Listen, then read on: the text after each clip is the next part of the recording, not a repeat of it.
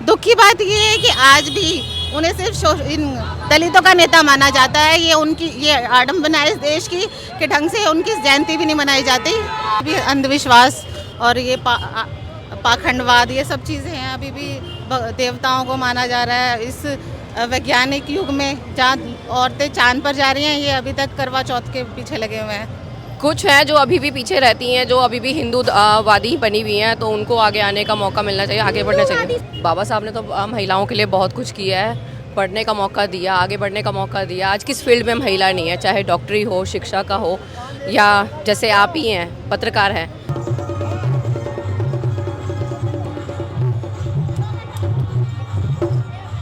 खाली रुका हुआ सा नहीं लग रहा, पीछे जाते हुए दिखाई दे रहा है। ये आप क्या बोले, कैसे पीछे जा रहे हैं? बाबा साहब ने क्या कहा था, एजुकेट, ऑर्गेनाइज, एजिटेट, इसमें से क्या पूरा हुआ जिससे कि हम कहें कि ये कर्मा आगे जा रहा है। नमस्कार, मैं शिखा सिंह और अभी मैं मौजूद हूँ दिल्ली के संसद भवन के पास। आज सबको मालूम होगा कि आज डॉक्टर भीमराव जयंती है और आज 14 अप्रैल है। यहाँ पे आप देख सकते हैं कि कितने भारी तादाद में जो अम्बेडकर वादी लोग हैं, जो अम्बेडकर को मानते हैं, वो यहाँ पे मौजूद हैं। अभी तो लोग आ ही रहे हैं। हम लोग एक एक करके बात करेंगे कि सर आज अम्बेडकर जयंती है, क्या क्या बदलाव हुआ है आज तक? बदलाव मैडम अब हो ही रहा है। जैसे लोग जागरूक हो रहे हैं वैसे बदलाव हो रहा है। अम्बेडकर को जान रहे हैं तो अम्बेडकर को बदलाव होना लाजमी है ही है। आज इतने साल बीत चुके हैं, क्या लग रहा है कि और बदलाव की जरूरत है? या बिल्कुल मैडम, बहुत बदलाव की जरूरत है। अभी तो लोग बाग समझ लो ABC का BC तक पहुँचे हुए हैं। अभी बहुत लंबा पड़ाव है, बहुत लंबी लड़ाई है। बहुत क्या सोचते हैं? अभी कारमा बाबा साहेब का है, काफी आगे जाना है, बीच में रुका सा लग रहा है। और मुझे तो रुका सा लग रहा है। कैसा रुका? खाली रुका हुआ सा नहीं लग रहा, पीछे जाते हुए दिखाई दे रहा है। ये आप क्या बोले, कैसे पीछे जा रहे हैं? बाबा साहब ने क्या कहा था, एजुकेट, ऑर्गेनाइज, एजिटेट, इसमें से क्या पूरा हुआ जिससे कि हम कहें कि ये कर्मा आगे जा रहा है। एजुकेशन तो एजुकेट, हाँ, एजुकेट की स्टेज पे रुका हुआ है, फिर ऑर्गेनाइज करना है, फिर एजिटेट करना है। जो बाबा साहब का मिशन था कि ये हमको उस क्लास में पहुंचना है। अभी हम रूल्ड क्लास में हैं। किस क्लास में पहुंचना है? रूलिंग क्लास में पहुंचना है। अभी रूलिंग क्लास में पहुंचने में कितना वक्त लगेगा और क्या लगता है? ये सिर्फ वक्त की बात नहीं है, जो उनके स्टेप्स हैं बताए हुए कि educate, then organize and then agitate, तो अभी यहीं पे रुका हुआ है, एजुकेट पे ही रुका हुआ है। अपने भीमराव अंबेडकर जी के जो टी-शर्ट्स पहने हुए हैं, क्या लग रहा है महिलाओं के लिए बहुत कुछ किया अंबेडकर साहब ने? बहुत कुछ किया। क्या कुछ बदलाव लग रहा है? अभी कैसे महिलाएं देखती हैं बाबा साहब को, आप बताएंगी थोड़ा? बाबा साहब ने तो महिलाओं के लिए बहुत कुछ किया है, पढ़ने का मौका दिया, आगे बढ़ने का मौका दिया। आज किस फील्ड में महिला नहीं है, चाहे डॉक्टरी हो, शिक्षा का हो, या जैसे आप ही हैं पत्रकार हैं, तो हर चीज़ में महिलाएं आगे बढ़ी है। तो और भी लग रहा है कि कुछ मामले में जो महिलाएं पीछे हैं, लग रहा है कि कुछ मामलों में और विकसित करने की जरूरत है।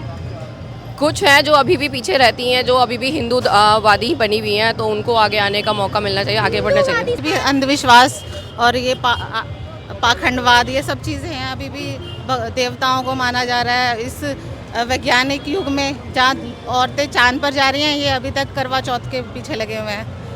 ये है इसीलिए पीछे है, हिंदू धर्म के इसीलिए ही खिलाफ है। आपने बोला हिंदू धर्म में पाखंड है, लेकिन क्या भीमराव अंबेडकर को मानने के लिए धर्म छोड़ना जरूरी है? हाँ, बिल्कुल छोड़ना जरूरी है, क्योंकि हिंदू धर्म के अंदर जो उसका बेस ही बेकार है कि मतलब वो किसी फैक्ट पर, वैज्ञानिकवाद पर नहीं है।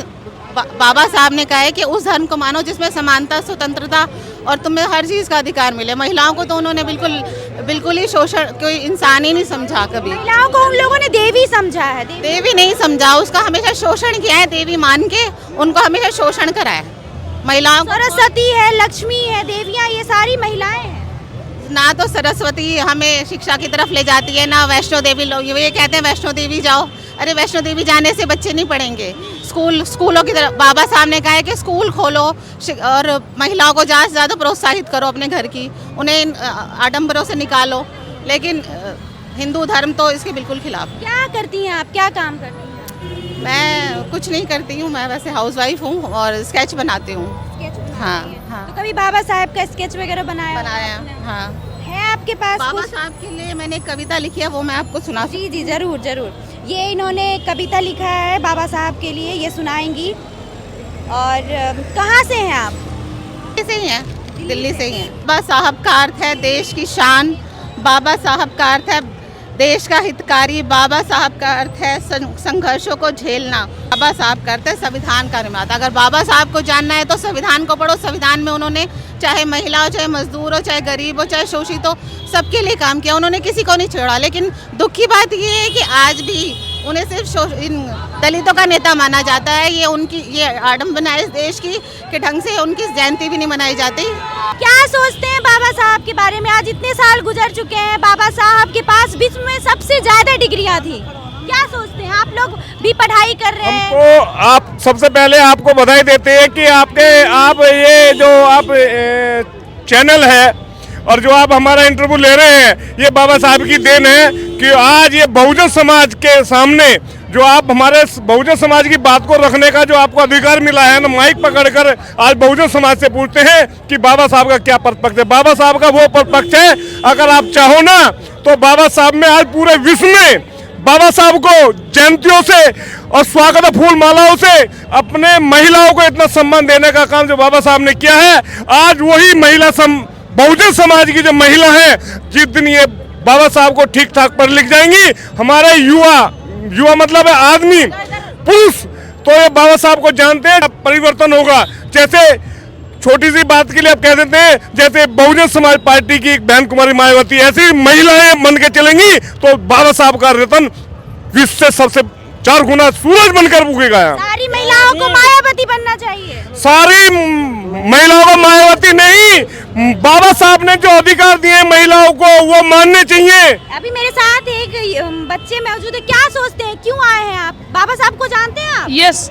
देखिए कितने साल के हैं? हम 16 साल के। क्या जानते हैं बाबा साहब के बारे में? बहुत कुछ। क्या एक दो बात बताइए।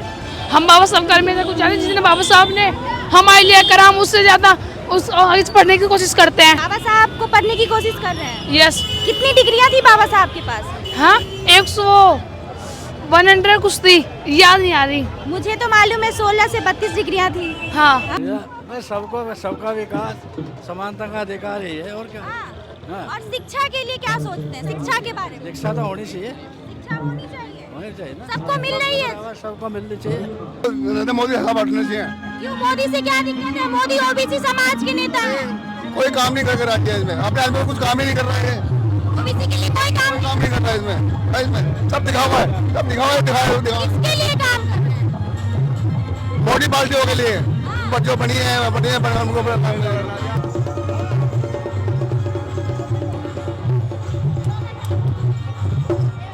एक्चुअली संदेश ये होता है कि हर रणभूमि के भैया उत्तराखंड का म्यूजिक है। तो उत्तराखंड में क्या होता था, पहले जमाने में राजा महाराजा होते थे, उस समय लड़ाई होती थी, उसके बाद ये ट्रेडिशन बन गया। उसके बाद बारात होती थी, शादी होती थी, तो जाते थे।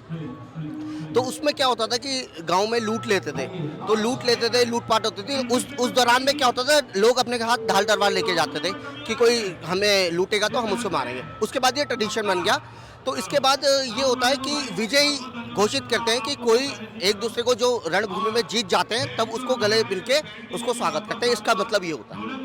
तो अभी आप लोग उत्तराखंड से आए, भीमराव अंबेडकर जी से किस बात से सबसे ज्यादा प्रेरित हैं आप? मैं भीमराव अंबेडकर जी से इसलिए प्रेरित हूँ क्योंकि वो इतने बड़े महान, उन्होंने हमारा कानून लिखा है, ये सब चीज़ों से मैं उनके लिए प्रेरित हूँ। सब तो यहाँ पे बहुजन ही है, सारे लोग दलित हैं, ऑब्वियसली बात है। आप लोग जैसे कि सबसे विश्व में सबसे ज़्यादा पढ़े लिखे कौन है? भीमराव अंबेडकर। तो आप लोगों ने कभी सोचा कि हमारे जो नेता हैं, हमारे जो हमारे ज्ञानी जो रहे हैं भीमराव अंबेडकर, वो इतने पढ़े लिखे, तो हमें भी पढ़ना लिखना चाहिए। हम सब पढ़ते भी हैं, हम लिखते भी हैं, और हमारा ये फोक म्यूजिक है, इसलिए हम फोक म्यूजिक भी करते हैं। हम लोग पढ़ते भी हैं, लिखते भी हैं, और जॉब भी करते हैं। सारे जॉब भी करते हैं और पढ़ते भी हैं।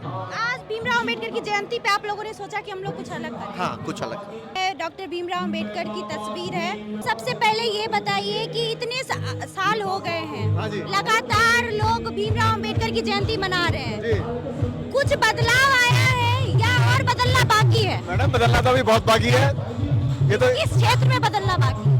मैडम अभी देखिए, ये तो केवल ये तो शहरों की भीड़ है, लेकिन हम गांव में देखते हैं तो अभी वहाँ छुआछूत बाकी है।